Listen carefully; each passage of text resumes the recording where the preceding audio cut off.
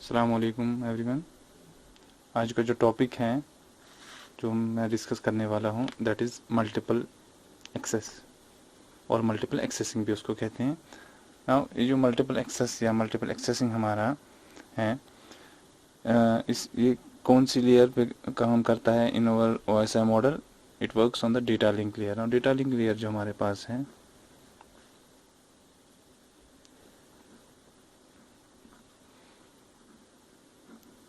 it broadly does two functions. First is link control and second one is it does multiple accessing.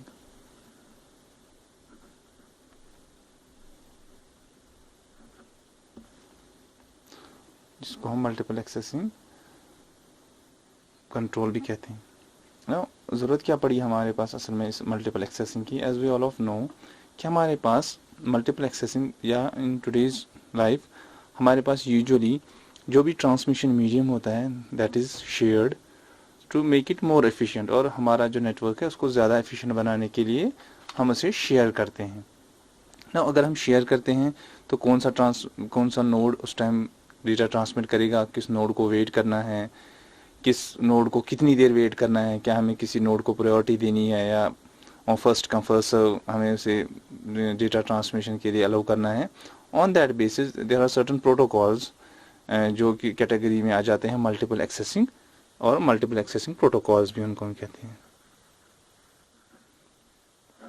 Now we can say that multiple accessing क्या different nodes हैं जिन्हें access करना है share transmission medium को, तो वो किन किन तरीकों से कर सकते हैं।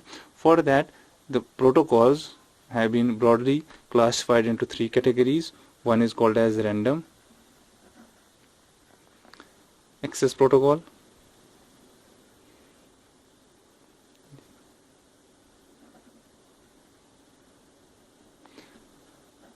second one is called as control access protocol,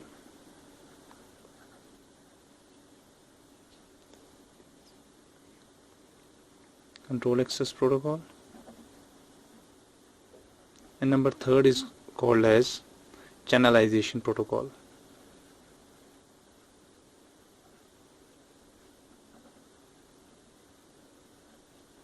Now these three categories have been further subdivided or subcategorized into the various implementation or various methods or various ways or various techniques that are actually implemented in our networks or in our transmission or communication.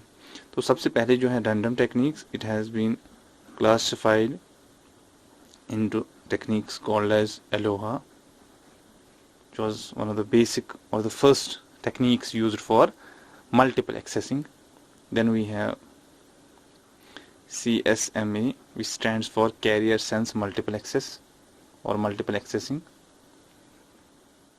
Then we have the variants of CSMA, which are CSMA CD, stands for carrier sense multiple access collision detection, and another one is CSMA CA, which stands for collision avoidance.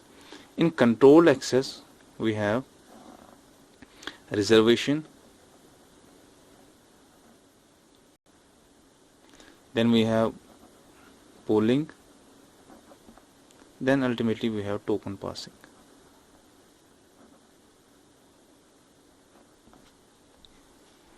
And in case of channelization we have FDMA, that is frequency division multiple accessing. Then we have TDMA, time division multiple accessing. Then final one is CDMA, code division multiple accessing. For the time being, the topics that we have to discuss, they come under the category of random access protocols. अब ये चार हम further हम detail में पढ़ेंगे, but before that let me tell you कि ये जो Aloha है, it has further been classified into two techniques or two categories. One is called as pure Aloha and another is called as slotted Aloha. We'll discuss in a moment now these all. That means main topics in multiple accessing protocols, we have to discuss these 5: pure Aloha, slotted Aloha, CSMA, and CSMA CD, and finally CSMA CA. Now, first of all, I'll give a brief introduction regarding what is random accessing, what is control access protocol, and what is channelization. In case of random access, as the name suggests, random access means जितने भी station होंगे जिनको data चाहिए transmit करने के लिए या जिनको कुछ ना कुछ डेटा ट्रांसमिट करना होगा, वो रैंडमली एक्सेस करते हैं डिपेंडिंग. दैट मीन्स अगर 3, 4 या 5 इनको स्टेशंस को डेटा ट्रांसमिट करना होगा तो they will compete with each other. तो जिसको एक्सेस मिलेगा वो करेगा. मे बी समटाइम्स अगर एक से ज्यादा ने एक्सेस किया एक साथ में तो कन्फ्लिक्ट होगा या कलिजन जिसको हम कहते हैं वो भी हो सकता है. That's why the name is random access. इसी चीज को फिर अवॉइड करने के लिए हमारे पास CSMA आया, CSMA CD, CSMA CE to make it better. No doubt it is random accessing. No we can see schedule is there कि भाई पहले एक को करना है. Say suppose if I will give numbers 1 2 3 4 to my stations, तो कोई ये शेड्यूल नहीं है कि पहले स्टेशन 2 को एक्सेस करना है, फिर स्टेशन 4 एक्सेस करेगा, फिर स्टेशन 1, फिर station 2. No, in all these types randomization होगी. लेकिन अब हम क्या करते हैं कोशिश इन तरीकों से कि हम कैसे कम से कम कलिजन्स करें, कैसे हम कलिजन्स को अवॉइड करें, कैसे हम कलिजन्स को मिनिमाइज करें, सो दैट हमारा जो नेटवर्क है वो अच्छे से रहे और जो ट्रांसमिशन हमारा है वो अच्छा रहे, उसकी एफिशिएंसी अच्छी रहे, उसका थ्रूपुट अच्छा रहे. इसी तरह दूसरा होता है हमारे पास controlled access. Control means it is in advance कि भाई हमने पहले ही बता के रखा होता है कि किस स्टेशन को कब डेटा ट्रांसमिट करना है, कब उसकी टर्न है या किस सिचुएशन में उसकी टर्न है, depending on reservation, polling and token passing. Reservation means he हमने इन एडवांस ही कहा है कि स्टेशन 2 10 बजे ट्रांसमिट करेगा, स्टेशन 3 10 बजे के 10 मिनट ट्रांसमिट करेगा, एंड सो ऑन सो. इसी तरह पोलिंग में पहले हर एक को पूछा जाता है भाई आपको क्या ट्रांसमिट करना है डेटा. ऐसे ही सबसे जब पूछा गया कि भाई किस किस को डेटा ट्रांसमिट करना है, then only it is decided कि पहले कौन भेजेगा, दूसरा कौन भेजेगा, तीसरा कौन भेजेगा, and so on. And in case of token passing, whosoever gets a token, जैसे रिंग टोपोलॉजी में भी इसके बारे में थोड़ा सा डिस्कस किया था हमने कि जिसके पास भी वो स्पेशल टाइप ऑफ टोकन पहुंचेगा, वो सिग्नल पहुंचेगी, that station can only transmit the data. बाकी कोई और ट्रांसमिट नहीं कर सकता है. This is the advantage of control access. Then we have channelisation in which we can say corresponds to the multiple accessing techniques. Those are implemented here, और we can say this is an extension in order to access. वहाँ हम कहते हैं कि channelisation हम कैसे करते हैं, बट यहाँ हम कहते हैं कि चैनलाइजेशन को हम एक्सेस कैसे कर सकते हैं through frequency division, time division और कोड डिवीजन मल्टीप्लेक्सिंग की. Coming back to the main point which is random access protocol. The random access protocol, जैसे मैंने अभी आपको बोला, इट मीन्स दैट जो डेटा हमारे पास है दैट विल बी, या जो स्टेशन है that will access the transmission medium in a random access way. हमारे पास कोई शेड्यूल नहीं रहता है इसमें, तो बस हमारा यही कोशिश रहता है इसमें कि हम ऐसे टेक्निक्स दें जिनके कोलिजन होने में कम से कम चांसेस हों और हमारा जो थ्रूपुट हो या हमारी जो एफिशिएंसी हो नेटवर्क की वो अच्छे से अच्छे बनी रहे. अब इसमें कुछ सवाल आ जाते हैं हमारे पास इन रैंडम एक्सेसिंग में कि भाई स्टेशन किस टाइम करेगा एक्सेस. अब अगर स्टेशन को मीडियम बिजी मिला तो वो क्या करेगा उतनी देर में, उसे वेट करना है या उसे ट्राई करते रहना है. What will the station do in case अगर उसे जो है ट्रांसमिशन मीडियम बिजी मिला. अब अगर स्टेशन ने डेटा ट्रांसमिट किया तो उसे कैसे पता चलेगा कि भाई जो रिसीवर था उसे डेटा मिल चुका है या नहीं. That means there should be some sort of acknowledgement from the receiver. इसी तरह अगर हमारे पास कन्फ्लिक्ट हुआ, कलिजन हुआ, अगर स्टेशन 2 ने डेटा ट्रांसमिट किया और थोड़ी देर के बाद स्टेशन 2 को पता चला कि भाई जब मैं डेटा ट्रांसमिट कर रहा था कोई और स्टेशन भी उस टाइम डेटा ट्रांसमिट कर रहा था, इन दैट केस उसको ही विल कम टू नो कि भाई मेरे डेटा और उसके डेटा के बीच में कलिजन हुआ है और डेटा इधर करप्ट हुआ है या कुछ ना कुछ डैमेज डेटा के साथ हुई है. तो इन दैट सिचुएशन वो क्या करेगा. ठीक है, तो कमिंग टू दीज क्वेश्चन, जो हमारे पास क्वेश्चन हैं तो इन्हीं का सोल्यूशन हम देंगे in different ways of these random access protocols. So सबसे पहले जो हमारा है that is called as pure Aloha. In case of pure Aloha, it was used in University of Hawaii in early 1970s. ये जो pure Aloha है इसमें मैं एक फिगर बनाऊंगा, फिगर से एग्जैक्टली हमारे पास क्लियर हो जाएगा कि इन केस ऑफ प्योर अलावा इट सेज जितनी भी ट्रांसमिशन स्टेशंस होती हैं हमारे पास जिनको डेटा ट्रांसमिट करना होता है, उनको जो ही अवेलेबल होगा ट्रांसमिशन मीडियम या जो ही उन्हें डेटा ट्रांसमिट करना होता है, दे डोंट सी कि भाई हमारा जो ट्रांसमिशन मीडियम है वो बिजी है या फ्री है। Once they have some data to transmit, they transmit the data without caring कि भाई कलीजन होने वाला है या कलीजन तो नहीं हुआ है। नहीं, this is simplest of the forms of multiple accessing कि भाई जितने भी स्टेशन होते हैं अगर उन्हें डेटा ट्रांसमिट करना होगा तो वो कैसे डेटा को ट्रांसमिट करेंगे, वो सीधे डायरेक्टली डेटा उसी टाइम ट्रांसमिट करेंगे without caring for other things. ठीक है, तो मैं एक फिगर यहाँ पे बनाऊंगा, तो वो विल सी कि भाई कैसे कोलिजन हो रहे हैं, कैसे इसमें असर पड़ता है। There is a term which is called as vulnerable time, जो हम हर एक टेक्निक में पढ़ेंगे। वनरेबल टाइम मीन्स कि कितने टाइम में कोलिजन होने के मैक्सिमम चांसेस हैं। जितना कम वो टाइम होगा दैट इज गुड, जितना वो ज्यादा है दैट मीन्स उतनी ज्यादा देर हमें वेट करना होता है किस चीज के लिए, डेटा ट्रांसमिशन के लिए। जितना वो कम टाइम होगा दैट मीन्स उतना कम टाइम हमें वेट करना है डेटा ट्रांसमिशन में, उतना कम टाइम है जिसमें कोलिजन होने के चांसेस हैं। और जितना वो वनरेबल टाइम ज्यादा बड़ा होगा दैट मीन्स उतनी देर हम डेटा ट्रांसमिट नहीं कर सकते हैं। This is the diagram for pure Aloha कि कहते हैं भाई स्टेशन 1, 2, 3 और 4 हमारे पास है, इनको डेटा ट्रांसमिट करना है। अब जिस डेटा को जिस फ्रेम स्टेशन को भी डेटा ट्रांसमिट करना है, अब हमने उसको नाम दिया है। जैसे इसमें frame 1.2, this is 1 first indicate station 1, second जो डॉट के बाद नंबर है इट इंडिकेट्स कौन सा फ्रेम है। 1.1, 1.2 मीन दूसरा फ्रेम। इसी तरह ये 2 है that mean station 2, this is 4 that mean it is of station 4। अब देखिए ये जो टाइमलाइन यहाँ से चल रही है इसमें डिफरेंट डिफरेंट जो हमारे पास स्टेशन है इन्होंने डेटा ट्रांसमिट किया। और अगर हम देखेंगे ये टाइम सेम है, दैट मीन्स इसको डेटा ट्रांसमिट करना था, इसने दिया, दैट मीन्स अगर ये 10 बजे हैं, ये सब के लिए 10 बजे हैं, और ये अगर यहाँ से लेके 10:02 पे हैं तो सब के लिए 10:02 पे हैं ये। ठीक है, तो यूं ही अगर हम इस टाइम लाइन पे अब देखेंगे कि कोलिजन कहाँ कहाँ हुए हैं और कहाँ कहाँ पे हमारे पास कौन सा फ्रेम अच्छे से ट्रांसमिट हुआ है।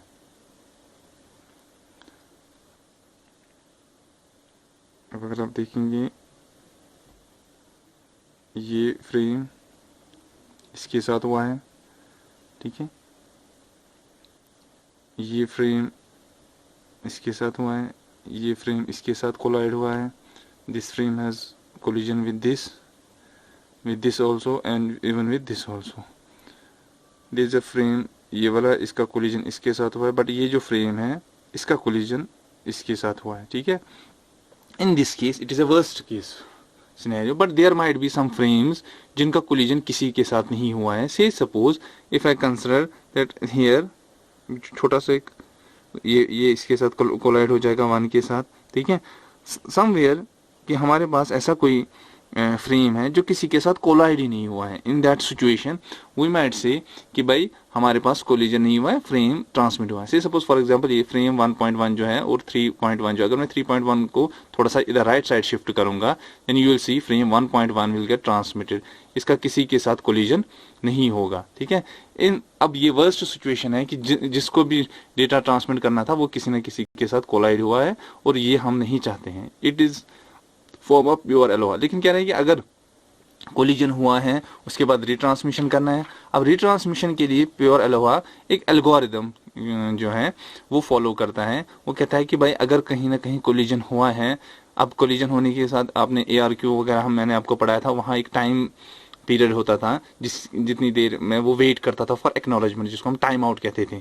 Similarly in case of pure ALOHA also there और इन अदर फॉर्म्स ऑल्सो हमारे पास क्या होता है, एक टाइम स्लॉट होता है जितनी देर जो है स्टेशन 1 क्या करेगा, वेट करेगा for the acknowledgement from the receiving station. Suppose station 1 को स्टेशन X को ट्रांसमिट करना था डेटा, तो there will be a time which is usually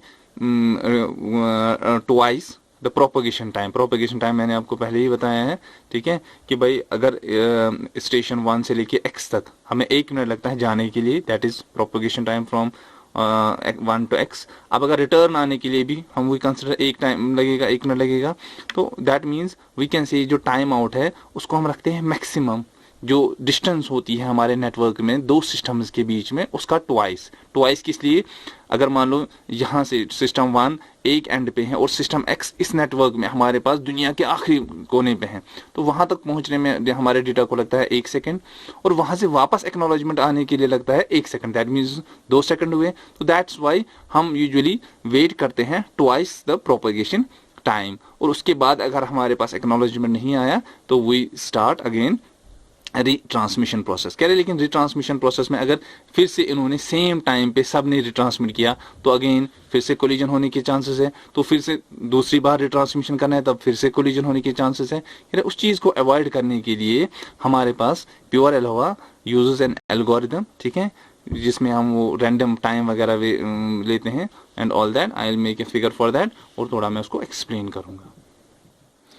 now coming back to the pure ALOHA, कि भाई इसका प्रोसीजर क्या होता है, इसका वी कैन से एल्गोरिथम और इम्प्लीमेंटेशन कैसे होती है। कह रहे हैं पहली बार स्टार्ट मींस किसी स्टेशन ए के लिए फॉर एग्जांपल, या स्टेशन 1 के लिए है कि भाई इसकी टर्न, के स्टैंड्स फॉर टर्न, की इसने नंबर ऑफ जो रिट्रांसमिशन है ट्रांसमिशन है कितनी बार कर रहा है। Initially it is K is equal to 0, say suppose if we are starting numbers from 0 1 2, initially इसका नंबर 0 है, ठीक है। तो सेंड फ्रेम कह रहा है कि फ्रेम को ट्रांसमिट करो। सी भाई जब आपने फ्रेम ट्रांसमिट किया उसके बाद आपको कितना टाइम वेट करना है टाइम आउट के लिए, 2 इंटू टीपी, जो मैंने अभी बोला TP means propagation time from station 1 to station X. अगर हमारा एक्स रिसीवर है तो ट्वाइस, क्योंकि यहाँ से जाने में एक टाइम वहां से जाने में एक टाइम, उसी का डबल। उतनी देर वेट करो और उतनी देर में देखो एक्नॉलेजमेंट आया कि नहीं। अगर आया well and good, that means frame has been received, आपने सक्सेस हुआ तो नेक्स्ट भेजेगा, नेक्स्ट स्टेशन, या यही स्टेशन दोबारा यही प्रोसेस करेगा, but for second frame not for the same frame. ये एक फ्रेम के लिए हम बात कर रहे हैं। कह रहे एक्नॉलेजमेंट आई टाइम आउट के बाद या टाइम आउट तक, कह रहे नहीं। तो इसका मतलब क्या है, जो के टर्न है इससे पहले जो 0 थी अब उसको बढ़ा के 1 कीजिए, दैट मीन्स अब ये दूसरी बार ट्राई करेगा रिट्रांसमिशन के लिए। लेकिन ये रिट्रांसमिशन के लिए क्या उसी टाइम ट्राई करेगा, नहीं, क्या करेगा उसके लिए, ये कह रहा है कि भाई उसके लिए आप एक देखो k is greater than k max. Now what is k max term or number of retransmissions? Usually this k is kept in some situations it is kept equivalent to 10 maximum, or some in certain cases k max is usually 15 and not more than 15 in certain situations, but usually preferred is only up to 10. कह रहे हैं कि अब अगर ये जो that means retransmission जब मैं कर रहा हूँ, अभी तो मेरी दूसरी टर्न थी ना, then in that case is k max is 2 greater than k max 10 और 15 नहीं, तो वापस जाओ रिट्रांसमिशन। अब अगर ये होता है इन दैट केस, ये कह रहा है अबॉर्ट। अबॉर्ट मींस इसका मतलब है रिसीवर के साथ कुछ ना कुछ इशू है या कहीं ना कहीं कुछ ट्रांसमिशन मीडियम में इशू है, आप फिलहाल अपना ट्रांसमिशन अबॉर्ट करो, अब फिलहाल ना भेजो। जैसे फॉर एग्जांपल मैं किसी को फोन कर रहा हूँ, बार बार बिजी आ रहा है, इट्स नॉट गुड थिंग कि मैं फिर उसको फोन करता रहूँ, बिकॉज उससे मेरी चैनल भी यूज हो रही है और उससे दूसरे में भी किसी दूसरे का फोन भी कनेक्ट नहीं हो रहा है। तो उस वजह से हम क्या करेंगे, कह रहे हैं ठीक है आप 5 मिनट के बाद फोन करो, that means we are aborting the process for the time being. के मैक्स कह रहा है कि नहीं 15 से कम है, अभी दूसरी टर्न है, ठीक है, यह है ना कंडीशन ट्रू कि 2 लेस देन है 15 से या बड़ा है 15 से, नहीं है तो ठीक है दूसरी बार है। अब कह रहा है कि एक चूज करो एक रैंडम टाइम आर, ठीक है, या एक number R which is of the form, और जिसकी वी कैन से रेंज होगी 0 टू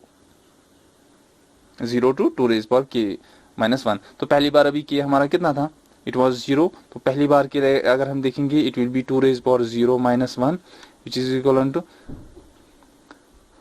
एनीथिंग रेज पावर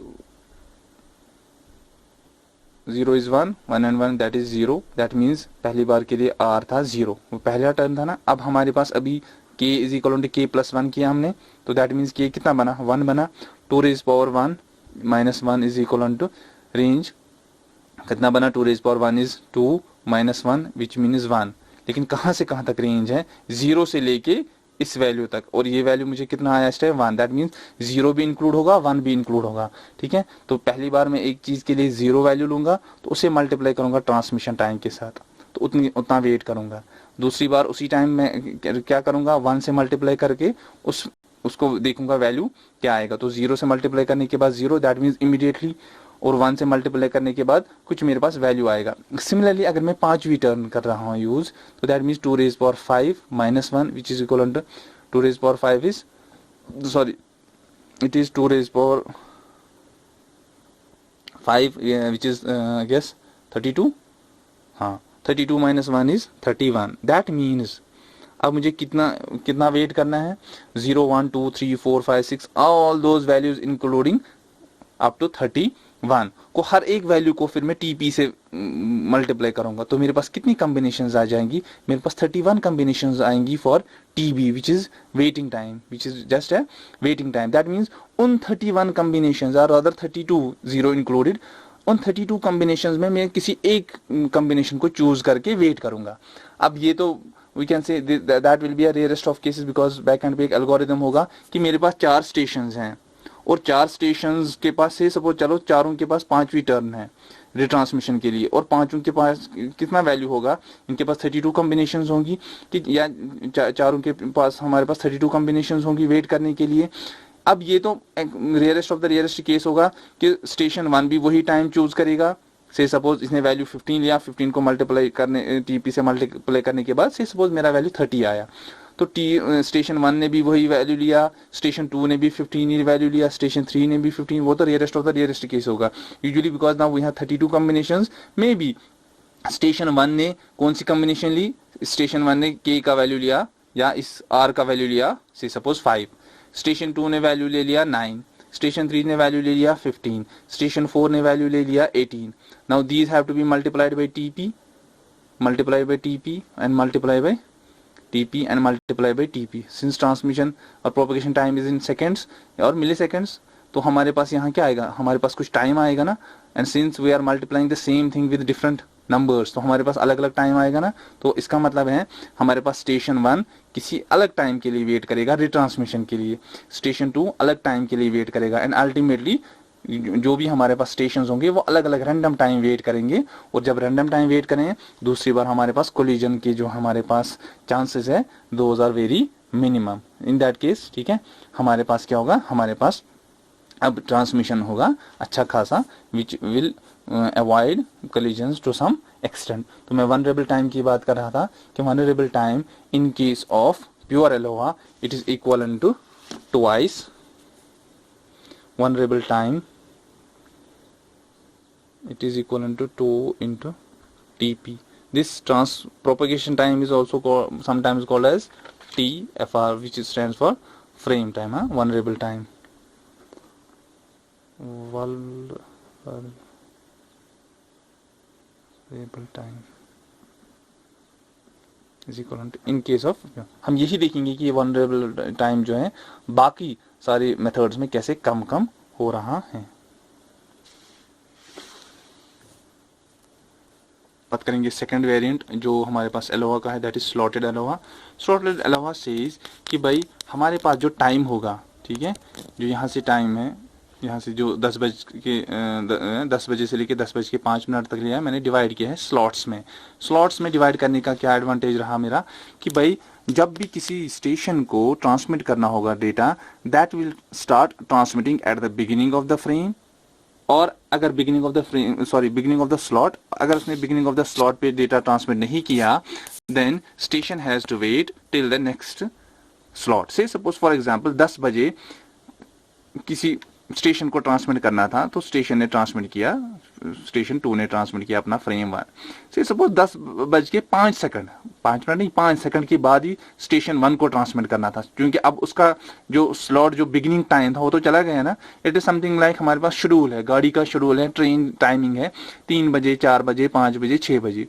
अब अगर मैं 2:49 पर भी पहुंचता हूँ ठीक है या 59 मिनट पे 2.59 मिनट्स पे भी पहुंचता हूँ रेलवे स्टेशन पे देयर इज अ प्रोबेबिलिटी कि मैं ट्रेन पकड़ूंगा अब अगर ट्रेन की टाइमिंग एग्जैक्टली होती है बराबर 3 बजे मीन्स 3 बजे वहां से निकलती है तो अगर मैं 3:05 पे आया तो आई हैव टू वेट कितना मुझे वेट करना है फिर 55 मिनट्स क्यों क्योंकि फिर दूसरी ट्रेन 4 बजे है similarly in case of slotted Eloah कह रहा है फ्रेम अगर ट्रांसमिट करना है तो वो at the beginning of the slot होगा या इसे वेट करना है नेक्स्ट स्लॉट तक no doubt in this situation also there might be conflicts अब वो तो हुआ ना कि भाई अगर टाइम स्लॉट खत्म हुआ, एटलीस्ट इतना तो हुआ कि टाइम स्लॉट के बीच में कोई डेटा आप ट्रांसमिट नहीं करा है, दिस वोंट अलो। अगर ट्रांसमिट करना है तो भाई आपको हमेशा स्लॉट के बिगिनिंग में ही करना है ट्रांसमिट डेटा। लेकिन इसमें भी हमारे पास इश्यूज आ सकते हैं। इशू क्या आएगा, से सपोज जो 10:03 है उस पे ट्रांसमिट करना है डेटा किसको, स्टेशन 1 को और स्टेशन 3 को। That means station 1 will also transmit data second frame and station 3 will transmit its first frame. That means there is a collision now in this slot. एक स्लॉट में है ना, लेकिन एक स्लॉट हमने कहा ना this is usually given as transmission time या सॉरी प्रोपगेशन टाइम, कि कितना टाइम लगता है पहुंचने में, या फ्रेम टाइम, फ्रेम को ट्रांसमिट करने के लिए कितना टाइम हमें लगता है, ठीक है, that is called as transmission time, एक फ्रेम को। अब ये जो है फिलहाल हमने यहाँ इसको स्लॉट्स में रखा हुआ है, ये जो एक स्लॉट हमारा है दैट मीन्स एक स्लॉट में हमारे पास कोलिजन हुआ। Similarly it may be for some other, तो इसका मतलब ये हुआ कि no doubt we have limited our collisions, लेकिन हमने पूरी तरह उन्हें लिमिट नहीं किया। और इन दिस केस जो हमारे पास वनरेबल टाइम हमारा जो आ जाता है इस सिचुएशन में, that is equal to only TFR, frame transmission time, ठीक है, vulnerable time is equal to frame transmission time, और जो पूरा जो स्लॉट और vulnerable time is equal to slot time. Now slot time कितना होगा हमारे पास, we usually tend to keep slot time जितना हमारे पास एक्सट्रीम तक पहुंचने में। क्यों, क्योंकि अगर मुझे station 1 to station X, again मैं कह रहा हूँ station 1 is at here and station 1 is at the extreme of this world, अगर मुझे वहां से भी कनेक्शन है तो मैं यूजुअली इस टाइम स्लॉट को उतना बड़ा रखूंगा कि यहाँ X स्टेशन 1 से लेके X तक जाना चाहिए। That's why we may call it as also TP।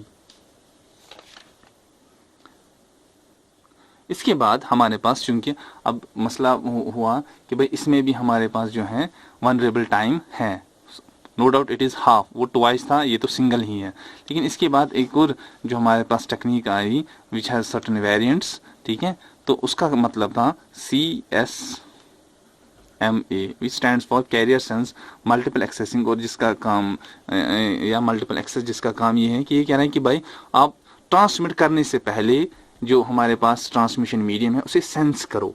Sense करने का मतलब है उसका स्टेटस चेक करो, क्या वो बिजी है, अगर बिजी है देन आपको वेट करना है। इससे पहले जो हमारे पास स्लॉट एलो हुआ था हम सेंस नहीं कर रहे थे, हम ट्रांसमिट डेटा कर रहे थे eight the beginning of the slot.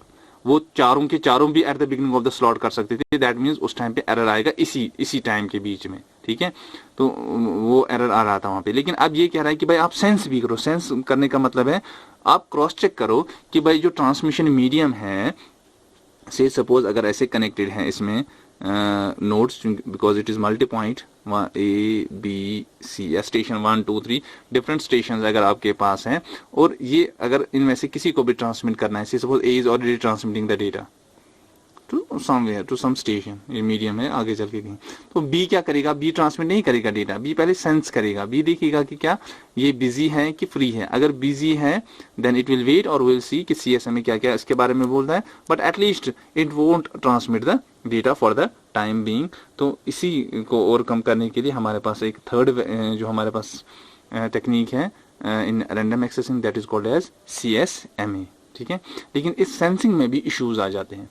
क्या इश्यूज आ जाते हैं, फॉर एग्जाम्पल मैं यही लाइन फिर से बनाऊंगा and I will write here A, here B and here C। अभी मैं दूसरी फिगर भी इसके लिए बनाऊंगा जिससे ज्यादा अच्छी तरह क्लियर हो जाएगा। से suppose for example A is transmitting the data, लेकिन ये अभी यहाँ पहुंचा है, तो B ने सेंस किया, B के पास कोई डेटा था नहीं ना, तो B ने ट्रांसमिट करना स्टार्ट कर दिया।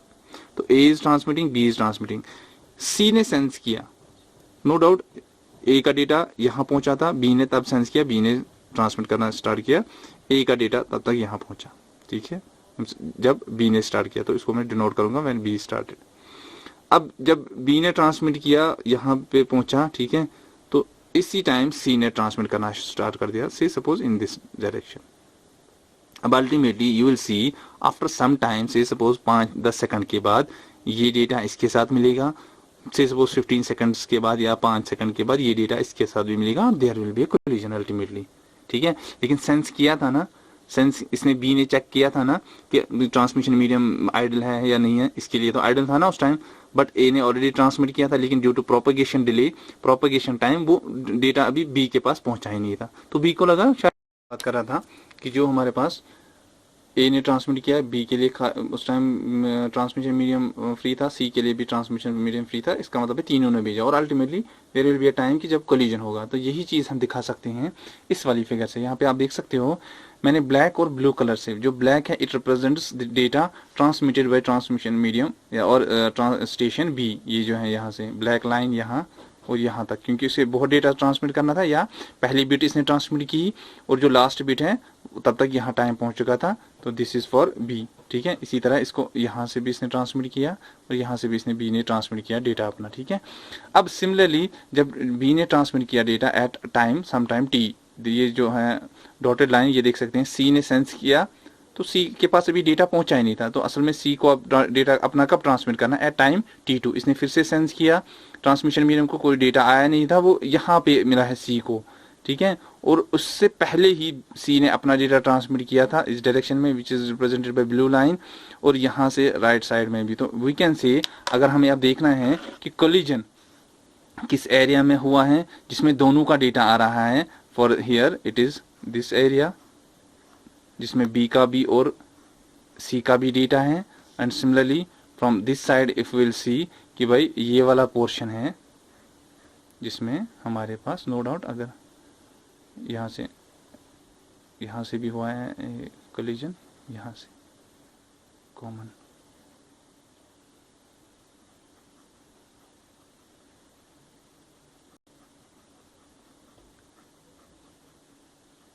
यहाँ तक जाएगा। तो ये देख सकते हैं, इससे हमें ये पता चल रहा है कि जो हमारे पास ट्रांसमिशन मीडियम जो आया हमारे पास, इवन दो जो हमारे पास डेटा ट्रांसमिट किया है बी ने, इसमें भी कोलिजन होगा। दैट मीन्स वी कैन से इस वाले पोर्शन में and moving on to this portion, इसमें सारे में क्या हो रहा है, collision between B and C. तो इसी चीज़ को ओवरकम करने के लिए हम क्या करते हैं, हम इसमें यूजुअली जो हमारा टेक्निक होता है सेंसिंग का, we have further divided into 3 types. One is called as non persistent, one persistent and P persistent. And in case of this CSMA also, जो हमारे पास वनरेबल टाइम है V, which is it is equal to propagation time, it is same as that of the slotted ALOA, but the efficiency or the throughput is different. You will see, आप जब notes पढ़ेंगे या book से देखेंगे, जो throughput होता है वो स्लॉटेड ALOA में बहुत कम है, it is only up to we can say 18%।